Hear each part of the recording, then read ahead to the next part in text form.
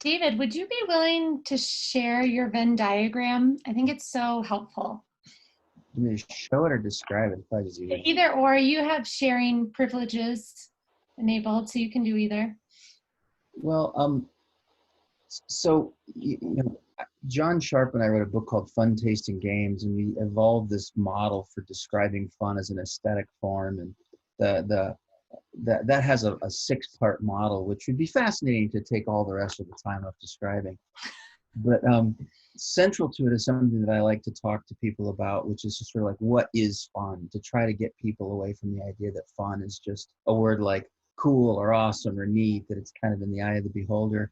And it really links back most directly to some work that Gregory Bateson did. And he was studying animal meta-communication. I'm trying to make this as short as possible, but he basically discovered that animals, when they play, they perform actions that they don't mean. So he was observing monkeys, and the monkeys would rumble around and they would bite each other. They weren't really biting each other. And he's like, oh, look, animals have metacommunication. They are able to say this bite represents what a bite is meant to represent, but it's not really a bite because we're playing. And he wrote a paper called The Origins of Fantasy and Play. And it's a great paper. And I started to look at that and realize that construction, he called it a bite that wasn't a bite.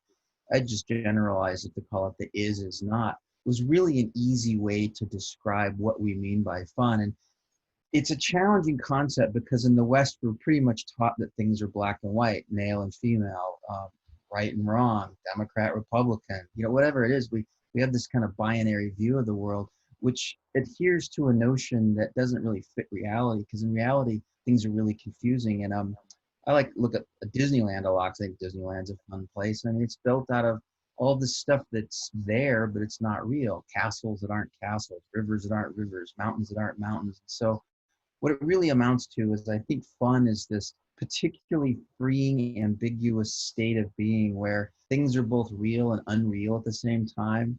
And there's a lot to it, but what is really important, I think this ties exactly into the results and the insights that Lisa's providing in education, which is we do our students a disservice by telling them the world is structured in this systematic kind of Aristotelian way, because it's not, and there, it's not that there's just shades of gray, it's that it's both. I mean, there's men, there's women, and then there's all kinds of other forms of expression and identity. And when you start to play that looseness again, then I think that you start to free yourself up. So the coda on all that's what John and I call it aesthetic. Beauty tends to be the black and white aesthetic. Fun is the ambiguous aesthetic that invites interpretation, negotiation, play, right? So, sorry, that's a whole semester in 3 minutes. Well articulated in 3 minutes. And I think it's super helpful to think about it in terms of not being so black and white, and why we have gotten to this place in education where we are so like, this is higher ed, this is serious, not fun.